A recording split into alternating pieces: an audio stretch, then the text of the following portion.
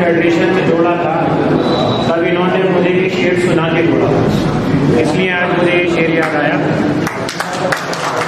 तो मैंने यहाँ ये शेर पढ़ा। आप तमाम ही हजरात ने यहाँ पर मरहूम हाजी नसीम साहब के लिए दुआए मग़फ़िरत की और उनके दर्जात को बुलंद करने के लिए आप लोग सब दुआ को हैं। मुझे बहुत खुशी हुई,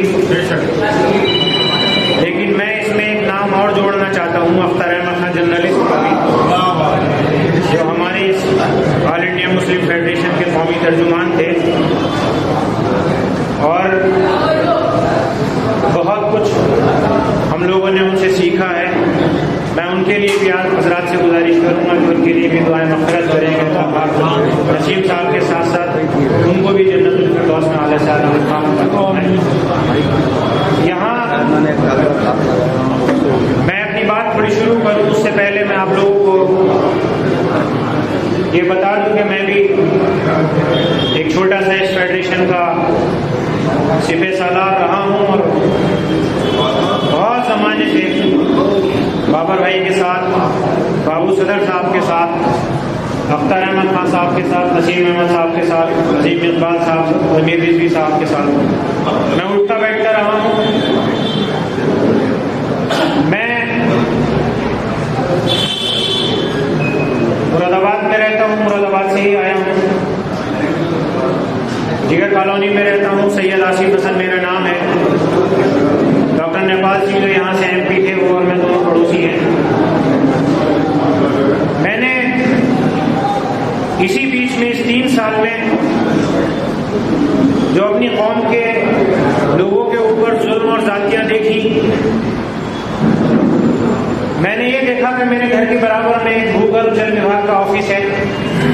जब मैं अपने ऑफिस से घर पहुंचा तो मुझे किसी ने ये बताया कि यहाँ एक बुजुर्ग से आदमी है, अजमत अली खान उनका नाम है, वो यहाँ से रोते हुए भाग रहे कि मुझे मुसलमान समझ के मार रहे हैं। मैं बड़ा परेशान था, मैं उनको जानता नहीं था, लेकिन क्योंकि मैं भी महकमा तालीम से ताल्लुक़ रखता हूँ और अपनी यूनियन की नेतागिरी करता हूँ और राज्य कर्मचारी संयुक्त परिषद का मंडलीय मंत्री हूँ, जिसमें सरकार के 80 विभाग आते हैं, जिसका मैं मंडलीय मंत्री हूँ। तो मैं बड़ा फिक्रमंद रहा कि अजमत अली खान साहब कौन है और किसने इनको मारा। तो चौथे दिन मेरे घर पे जब मैं पहुंचा शाम को तो बच्चों ने मुझे एक लेटर दिया, बोले पापा ये कोई अंकल आए थे, आपके लिए लिफाफा दे गए। तो मैंने उसमें देखा तो उन्होंने कंपलसरी रिटायरमेंट के लिए अपनी एक एप्लीकेशन लगाई थी कि मुझे रिटायरमेंट कर दिया जाए, मैं इससे ज़्यादा बेइज्जती नहीं सहन कर सकता। तो जब मैंने उनका मोबाइल नंबर लेकर और मैंने उनको फ़ोन किया, मैंने उन्हें बुलाया तो मैंने कहा कि आप 1-2 महीना बगैर बन के नौकरी करिए, हालातों से समझौता करिए।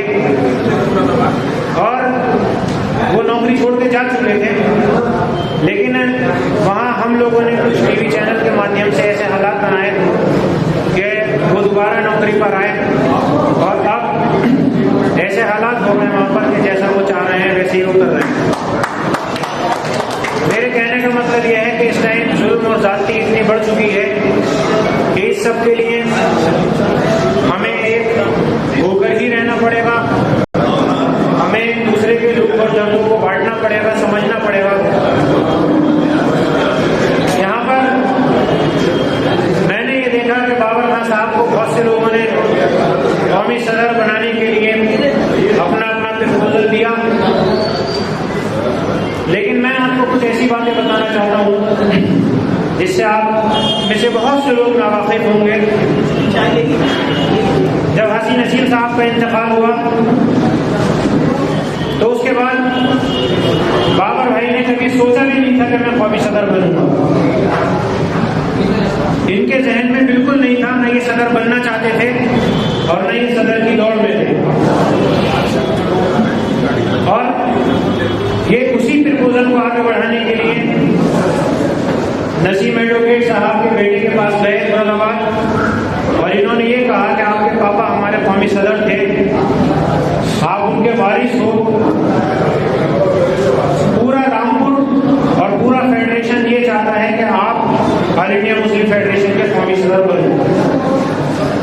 इन्होंने पूरे रामपुर की तरफ से उनके सामने प्रपोजल रखा और फिर दोबारा भी गए, फिर तीसरी बार भी गए, फोन पे भी बराबर रब्ता किया, लेकिन उनके पास टाइम ना होने की वजह से उन्होंने इनका ये प्रपोजल एक्सेप्ट नहीं किया। और जब बाबा भाई ने देखा कि यहाँ पर कोई और ऐसा नहीं है चेहरा जो फेडरेशन को कौमी स्तर पर चला सके, क्योंकि बाबा भाई ने अमेठी से लेकर रायबरेली से लेकर और लखनऊ तक